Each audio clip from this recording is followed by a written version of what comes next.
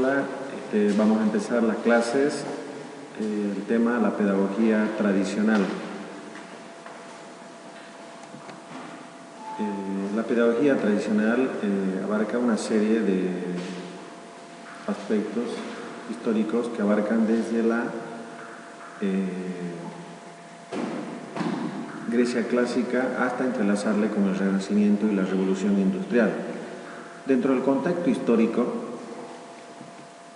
tenemos la Grecia clásica, que abarca desde el siglo VI al siglo IV antes de Cristo o antes de nuestra era, es decir, a partir de que se van constituyendo las polis griegas o los estados griegos o las ciudades-estado, se crea en Grecia ambientes adecuados para la educación del ciudadano griego, es decir, las polis griegas o el estado griego sientan las bases para la educación espiritual, social, moral, religiosa del ciudadano griego. Dentro de los exponentes de la Grecia clásica tenemos al autor Sócrates, que él establece que la educación es una serie de procedimientos educativos que abarcan desde el diálogo a la inducción, y es considerado también por su obra La Mayéutica Socrática, que implica que el ciudadano griego nace con ciertas capacidades o actitudes, y a manera de que va desarrollando en la vida estas actitudes, esas capacidades sobresalen, ¿no? Tenemos al autor también, que es Platón, que es un autor que establece que es importante la educación en la ética y principalmente una educación en valores. Otros autores más importantes de la Grecia clásica es el autor Aristóteles, que ha estudiado diferentes formas de gobierno y la política, y en su obra establece que es importante la educación del ciudadano griego, sobre todo en la ética y la política. El Renacimiento, que abarca el año 1548-1762, principalmente se denomina o es caracterizada como la época del florecimiento intelectual. Esta etapa de la pedagogía tradicional, o esta época, está caracterizada principalmente por el protestantismo dentro de la religión católica. Es decir, se produce dentro de la Iglesia católica un fuerte debate ideológico, político, histórico, ¿no? Esto produce consecuencias muy importantes, sobre todo en la educación.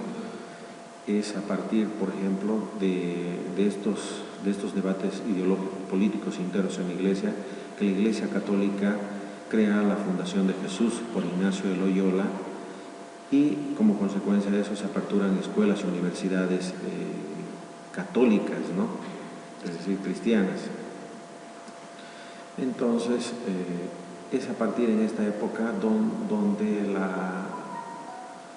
donde sobresale principalmente la educación o la pedagogía eclesiástica, es decir, donde los docentes de las escuelas y universidades eran religiosos, eran curas, eran padres, ¿no?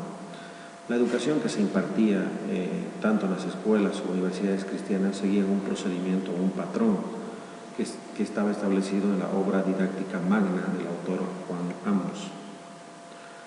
La época de la Revolución Industrial está marcada principalmente por la apertura de cierta apertura o creación de industria, de fábricas, principalmente en Europa, en el Reino Unido, en Francia, España, Inglaterra, en Europa.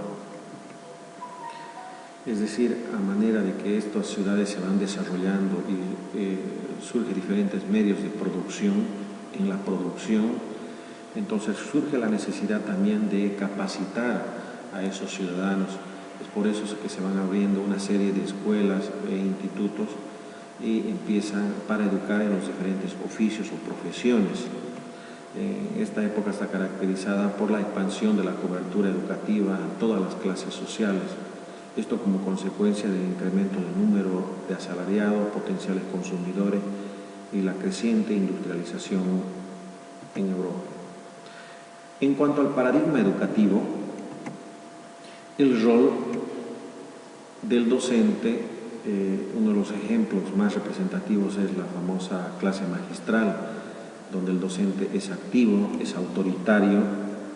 En cuanto al rol del estudiante, este es pasivo, sumiso, receptor simplemente de información. En cuanto a los métodos de enseñanza, este es reproductivo, es decir, es la repetición, la memorización. El docente es el que transmite verdades acabadas, verdades absolutas. En cuanto a los medios usados, tenemos los textos, las cartillas, las pizarras.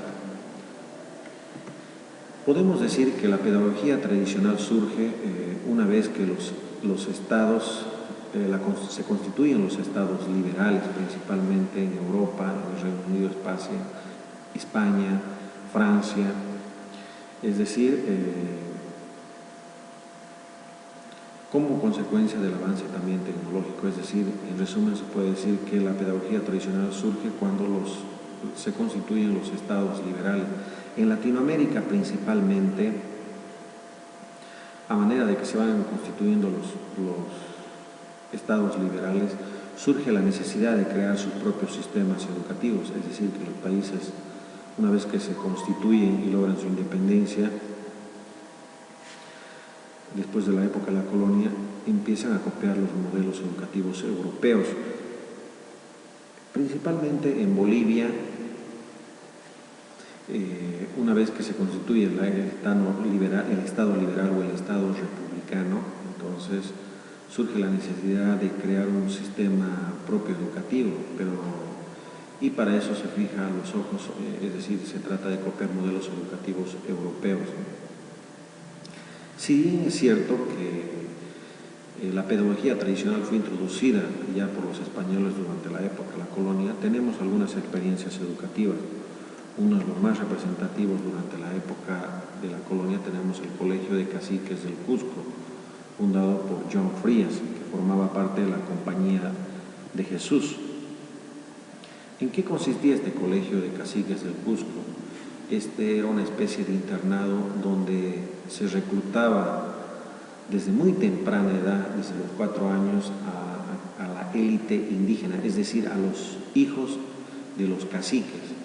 Se los internaba y se los adoctrinaba en conocimientos de las diferentes ciencias, principalmente en la ideología cristiana, y el objetivo era, una vez que salgan de ese internado a cierta edad, entonces vayan y prediquen la doctrina cristiana en las masas indígenas de las cuales procedían.